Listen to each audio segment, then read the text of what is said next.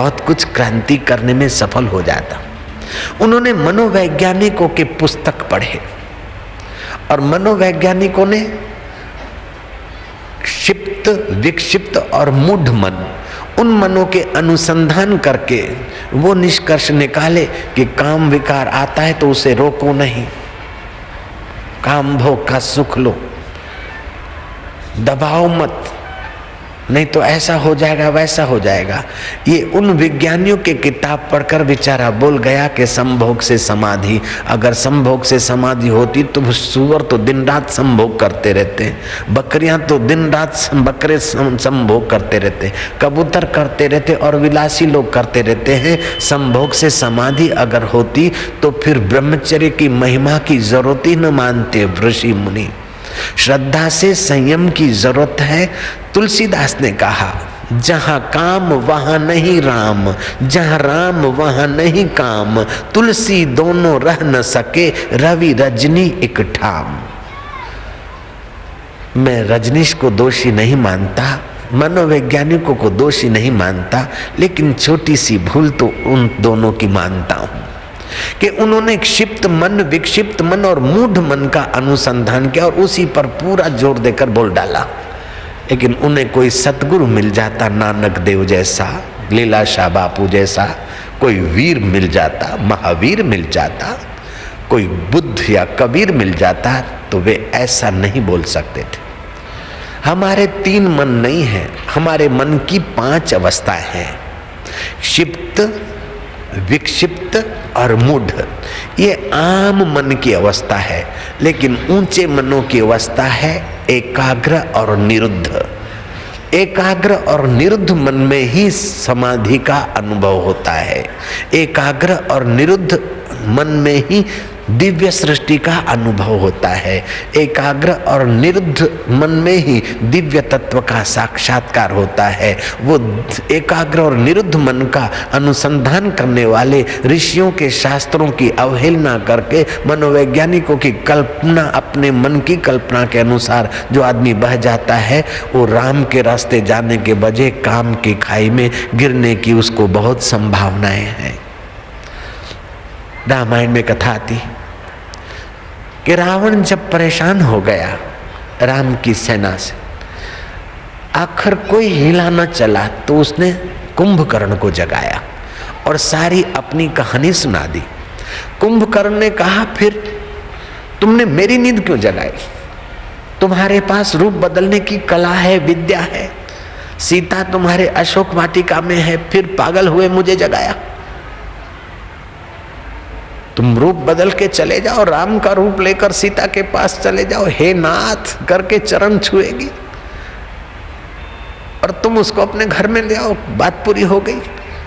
इतने सारे योद्धे मरवा रहे हो और मेरी नींद तोड़ रहे हो, ये क्या तुमने किया? रावण कहता है कि मुझे पागल कुत्ते ने नहीं काटा, ये सारे तुक्के आजमाकर मैं थका हूं। मैं जानता था कि तुझे नींद से जगाऊंगा, तू नाराज होगा, लेकिन भाई और कोई आश्रय नहीं। बोले तू रूप बदल के क्यों नहीं चले गए? बोले ये पापड़ वेल के आया हूं मैं जब रूप बदलने को सोचता हूँ, राम बनने को सोचता हूँ, तो राम का चिंतन करता हूँ। राम का चिंतन करता हूँ तो तेरी भाभी मुझे बहन जैसी लगती है, तो सीता के पास कैसे जाऊंगा?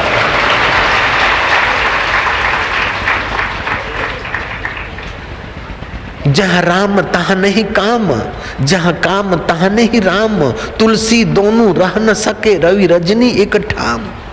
अब योगियों की दुनिया में हम आपको जरा सा ले चलते हैं।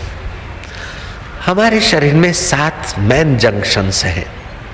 उस एक एक जंक्शन से 100 नाड़ियों की जाल चलती है और प्रत्येक नाड़ी 72 हजार नाड़ियों के साथ जुड़ी है। ऐसे 72 करोड़ नाड़ियां जोगियों के मानने में, दिव्य सृष्टि में के ढंग से जानने में आई। तो वो 7 केंद्र जो हैं, उसका मूलाधार केंद्र, उसको सेक्सुअल केंद्र बोलते हैं, उसको काम केंद्र बोलते हैं। शरीर की फाउंडेशन बनाने वाला प्रारंभ में 7 वर्ष तक उसका प्रारंभिक केंद्र का काम होता है। अगर काम विकार है तो सेक्सुअल केंद्र में, मूलाधार केंद्र में मूवमेंट होती है। अगर राम की समाधि है तो सहस्त्रसार में पहुंचते हैं। काम में आता है तो दुर्गंध निकलती है और राम में आता है तो शरीर से दिव्य सुगंध निकलती है। पहले विज्ञानी नहीं मानते थे, फिर राजी हो गए कि जब काम में दुर्गंध निकल सकती है तो राम में दिव्यता, प्रकाश और सुगंध होने की संभावनाएं माननी पड़ती। हालांकि अनुभव हम नहीं कर पाते, लेकिन माननी पड़ेगी। अपने आश्रम में एक महंत रहता है। वो पहले अपने इलाके का नगर सेठ था, छोटा सा उसका इलाका था।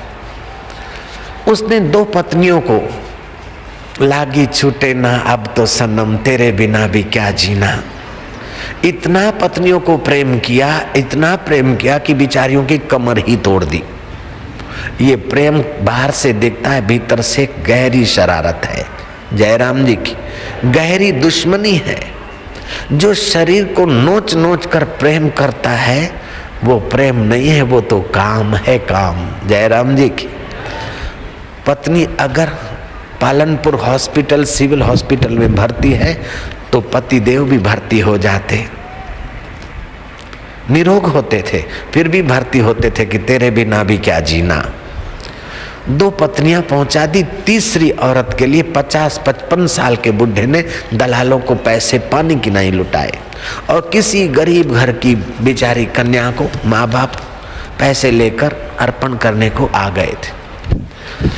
बात सारी तय हो गई और उसके मन में हुआ कि ये तीसरी चल ही न जाए। उस जो होने वाली 18 साल की लड़की पत्नी होने वाली, उससे बड़ी तो अपनी बेटियां हैं। फिर भी पैसा है, मनी मैक्स मेयर गो, दाम बनाए काम। दलालों ने तो पैसा कमाना है और गरीब माँ बाप को पैसा लेकर लड़की देनी है। उसके मन में एक बात सूझी कि मैं लीलाशाह बापू के दर्शन करके आऊं और आशीर्वाद ले आऊं। साईं लीलाशाह आश्रम डीसा में है, वहाँ गुरुजी तो नहीं रहते थे, मेरे को आज्ञा किया था कि वहीं जाकर तप कर। तो मैं वहाँ था। उसने कहा कि हम बापू का दर्शन करने आए। मैं क्या बापू का दर्शन करने आया कि तीसरी औरत कभी न मरे ऐसा आशीर्वाद लेने आया? वो मेरी बात सुनकर चौंक गया कि ये बात इस बाबा को कैसे पता चली। हालांकि हम मिलते भी नहीं थे, शाम को थोड़ी देर दरवाजा खोलते थे, लेकिन जो बात तुम्हारे मन में आई और मन को जो देख रहा है वो दिव्य सृष्टि का आधार मेरे दिल में बैठ कर क्यों नहीं देख सकता है।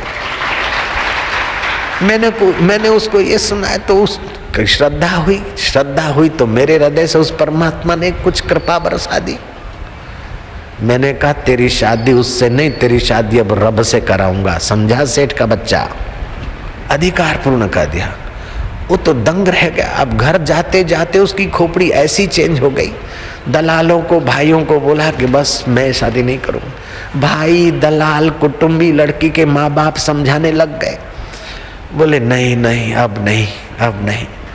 अरे तू एक दिन भी नहीं रह सकता था और अब नहीं, ऐसी स्मार्ट लड़की, फलाना ढींगना। जब उसने कहा अच्छा तुम बोलते हो तो जिसके साथ मेरी शादी होने वाली है उस लड़की को कमरे में मैं आधा घंटा मेरे साथ भेजो, देखता हूँ, मैं ट्राई करता हूँ, अगर काम उठता है तो मैं शादी करता हूँ। उसने जो कुछ चेष्टाएं करनी थी की, लेकिन भगवान की रहमत बरस गई। उसने लड़की को प्रणाम किया, माफी मांगा, दुशाला दे दिया और आज तक वो अहमदाबाद आश्रम में संत चंदीराम होकर भजन कर रहा है।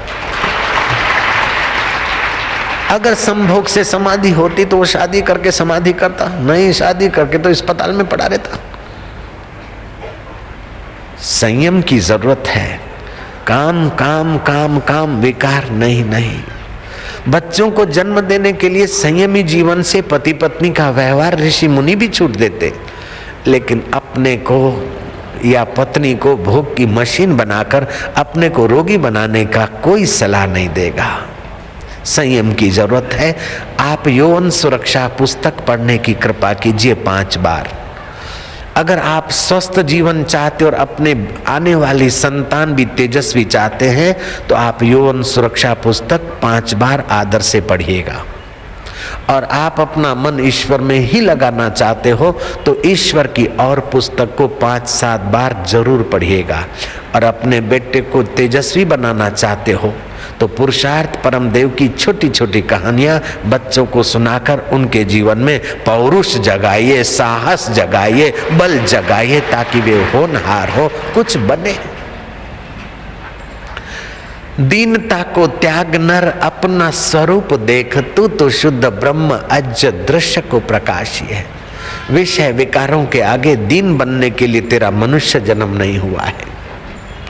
उन विषय विकारों के सिर पर पैर रखकर तू पर ब्रह्म परमात्मा के अकाल पुरुष के सुख को पाने के लिए, तू जन्म मरण से आजाद होने के लिए, विकारों से आजाद होने के लिए जन्मा है भारतवासी। तू असली आजादी की और भी कदम बढ़ा दे।